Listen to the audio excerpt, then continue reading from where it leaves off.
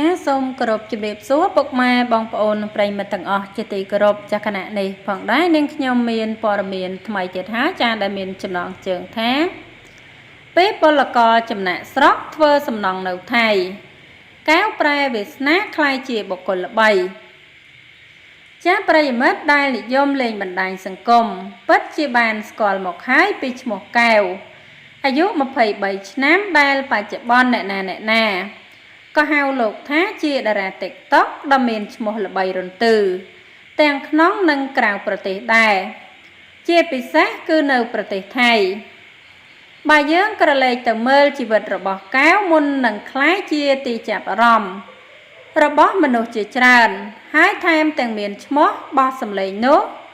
កែវក៏ធ្លាប់ឆ្លងកាត់ជីវិតកំសត់ជាច្រើនរាប់មិនអស់ដែរចាបើតាមការបញ្ជាក់ពីកែវក្នុងបទសម្ភាសន៍មួយនៅថៃកាលពីពេលកន្លងទៅគេបានឲ្យដឹងថាដំបងឡើយដោយសារតែភាពក្រីក្របានជំរុញឲ្យលោកនិងគ្រួសារបង្ខំចិត្តធ្វើចំណាកស្រុកទៅប្រទេសថៃ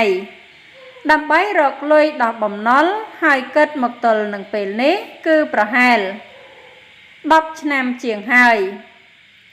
ដែលលោកបានប្រើជីវិតជាពលករចំណាក់ស្រុកនោះចំណែកឯមុខរបររបស់លោក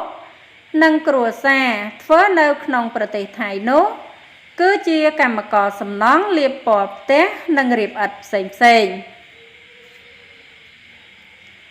ជាមួយគ្នានោះដែរកែវត្រូវបានគេដឹងទៀតថាក្រោយពេលទំនេរពីធ្វើការកែវតែងតែថតវីដេអូរាំលេងគ្រប់ទម្រង់គ្រប់បទហើយបង្ហោះនៅក្នុងគណនី TikTok ជារឿយរហូតធ្វើឲ្យមានអ្នកស្គាល់លោកច្រើននឹងចូលទស្សនានៅក្នុង TikTok ច្រើនលើសលប់នឹកស្មានមិនដល់អ្វីដែលកាន់តែពិសេសនោះគឺត្រឹមតែ8ខែប៉ុណ្ណោះកែវចាប់ផ្ដើមមានអ្នកស្គាល់ច្រើនតាមរយៈការចូលតាមដានវីដេអូដែលលោកបានបង្ហោះក្នុង TikTokហើយចាប់ពីពេលនោះមកកែវត្រូវបានគេហៅ